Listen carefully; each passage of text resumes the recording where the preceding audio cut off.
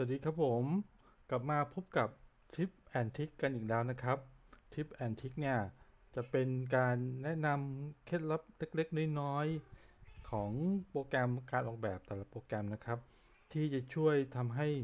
สามารถทำงานได้เร็วขึ้นนะครับสำหรับคลิปนี้นะครับเรามาทำความรู้จักเครื่องมือ Scale Tool ในโปรแกรม Illustrator กันดีกว่านะครับ เครื่องมือ Scale Tool เขาจะเป็นหน้าตาอย่างนี้แหละครับผม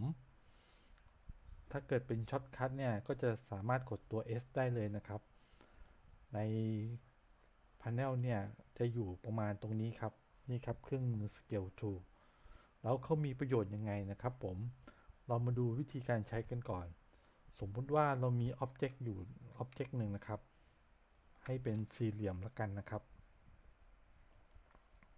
อ่ะ Scale Tool เนี่ยก็มีประโยชน์ในการย่อแล้วก็ขยายนะครับผมของ Object ให้ได้ขนาดสัดส่วนที่พอดีแล้วก็เท่ากันนะครับอย่างตัวนี้เนี่ยเดี๋ยวผมลองปรับใช้ให้ดูแล้วกันนะครับมีสี่เหลี่ยมนี้เราไปที่เครื่องมือ Scale Tool นะครับใช้วิธีการดับเบิลคลิกได้เลยก็เปลี่ยนเป็นยูนิฟอร์มเนี่ยอยู่ที่100นะครับ100%นี้ก็คือขนาดเดิมนะครับแล้วก็เราจะอยากให้เขาขยายใหญ่ขึ้นกว่าเดิมเนี่ยก็ใส่สัก200แล้วกันนะครับได้เห็นชัดๆพรีวิวดูนี่คือขนาดใหม่ที่ขยายขึ้นนะครับจากนั้นก็ทำการกด Copy ครับวงนอกนี้สี่เหลี่ยมวงนอกนี้คือ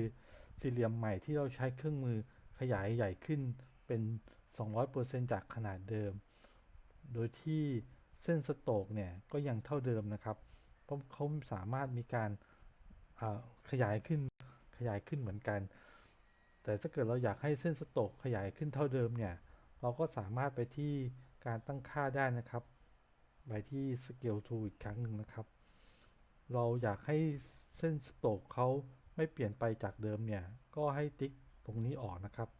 Scale Stroke and Effect นะครับผมคราวนี้เราให้เหลือสัก150แล้วกันนะครับพรีวิวดู Copy นี่ครับผมอันนี้คือเส้นสโตรกที่เพิ่มขึ้นมาที่150%นะครับก็จะอยู่ที่6ไวท์อันนี้ของเดิมก็จะอยู่ที่6ไวท์เหมือนกันนะครับผมสำหรับประโยชน์ที่ผมใช้บ่อยๆในการทำงานนะครับจะเป็นในกรณีอย่างนี้นะครับเดี๋ยวผมทำให้ดูเลยดีกว่าอย่างสมมุติว่าเรามีป้ายออกแบบอยู่นะครับผมหน้าตาให้เป็นอย่างนี้แล้วกันนะครับ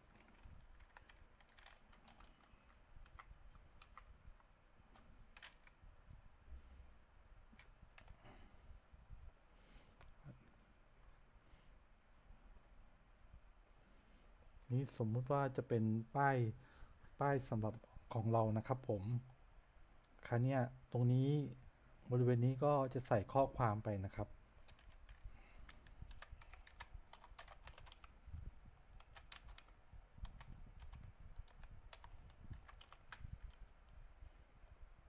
ข้อความก็จะอยู่ตรงกลางนี้นะครับ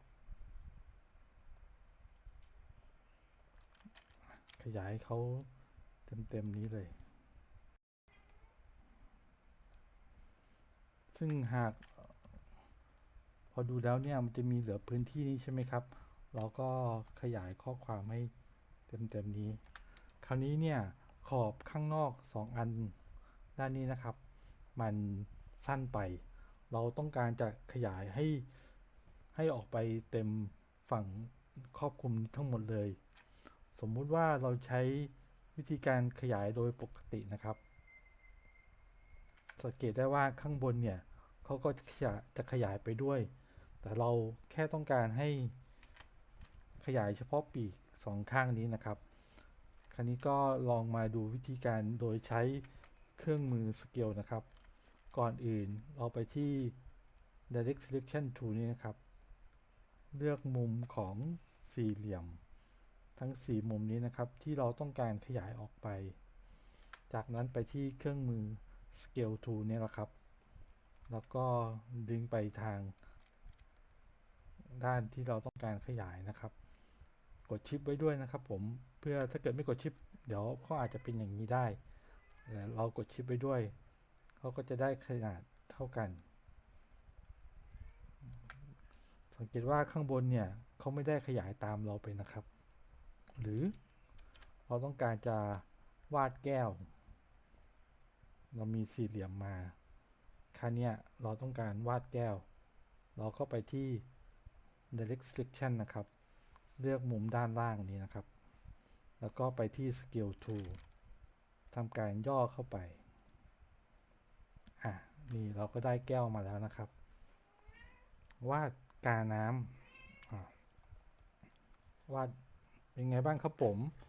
ไม่ยากเลยใช่ไหมครับผมสำหรับเครื่องมือ scale tool นี้หากชอบใจยังไงก็ฝากกดไลค์กดแชร์กันด้วยแล้วกันนะครับผมสำหรับ EP หน้าของ Tip and Trick นั้นจะสอนเกี่ยวกับจะมาทำความรู้จักเกี่ยวกับเครื่องมืออะไรนั้นมาคอยติดตามกันแล้วกันนะครับสำหรับ EP นี้สวัสดีครับ